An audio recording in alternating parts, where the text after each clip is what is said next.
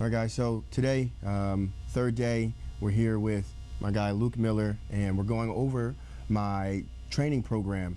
So essentially, I made the pilgrimage down here because I think I've run the course of my current training program, and it's gotten me this far. It's gotten me to progress from a middleweight to super heavy, winning the nationals in December. However, we're at the bottom of the rung now, being in the pro league, and to make progress and to achieve the goals that we want to, we have to take a different approach. And I have been eyeing Luke for a long time now, watching his videos, seeing the courses that he presents, and yeah, it was just a no-brainer to come down here and get the knowledge from him, directly from the source. So here we are today, and we're going to be going over my training program together that he's put together for me, as he will be taking over everything from here on through New York Pro and continued.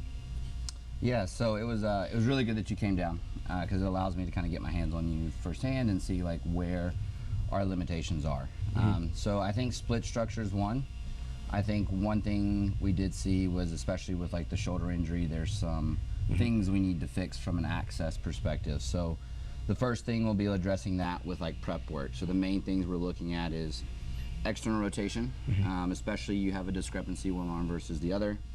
Serratus function, we kind of saw that with some of the pain and the pressing, depending on the setup that we had to adjust around.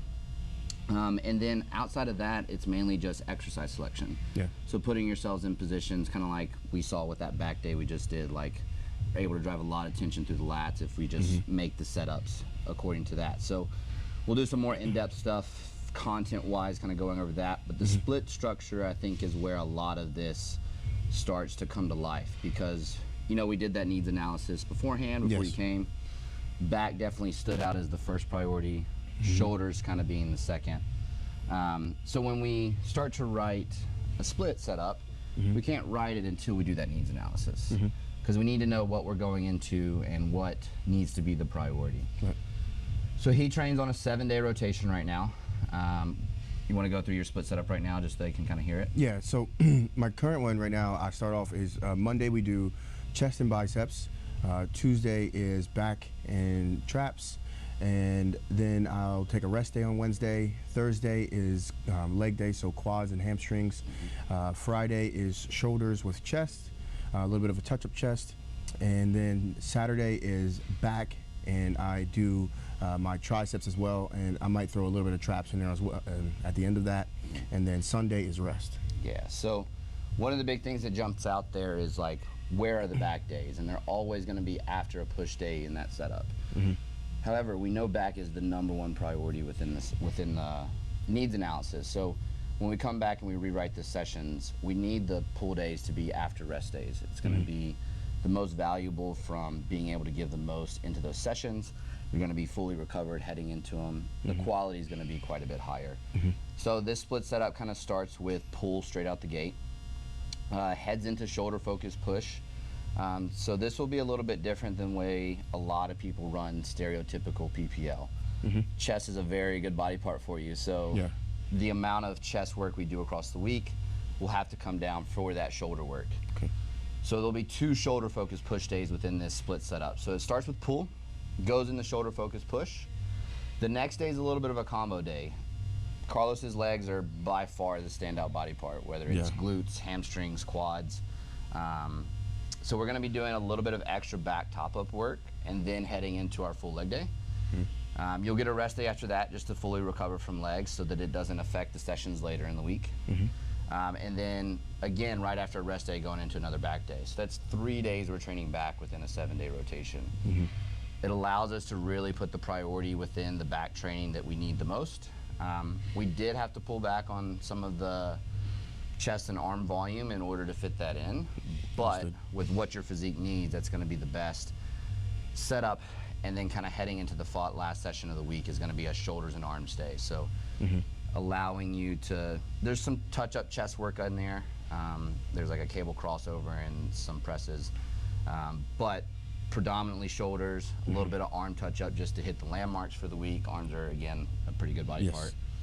And then into the rest day and back into pull. So A lot of people, and this is something important as coaches we need to ask, is prefer that stationary setup. So same days every week, 7-day rotation. Yep. It doesn't rotate on a week-to-week basis. Now Carlos kind of said, yeah, it's my preference. If we need to change it, we will. So this is kind of like the setup we're going to start with. Yep. There's going to be a little bit of a tinkering with the actual sessions, just based on the equipment Carlos has, how much he's going to be down here, a couple other considerations that we'll have to go over. But this is the starting point. It'll get molded and kind of changed as we go through. Feedback from Carlos.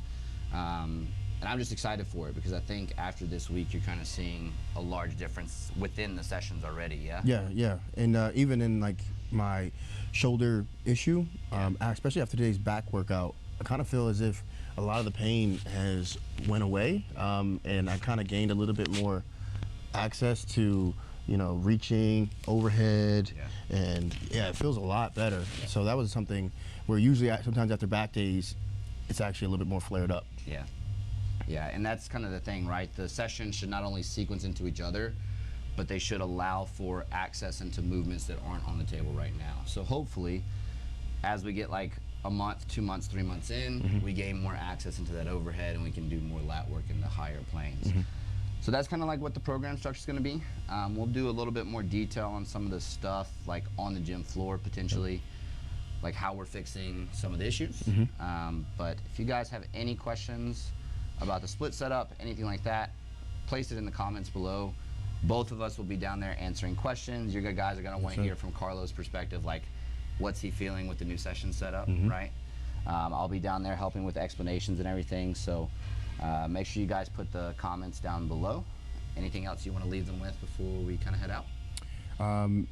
Not much. Yeah, I'm very happy just to finally get to a point where I feel like I'm making some headway on the issues that I want to address, and you know, I'm very excited moving forward. Yeah. Well, until next time, make sure you guys like the video, subscribe to Carlos's channel, and hit that notification button so that you see all the content that's coming for the New York Pro Prep. And until next time, take no off switch in the pursuit of results. Yes, sir.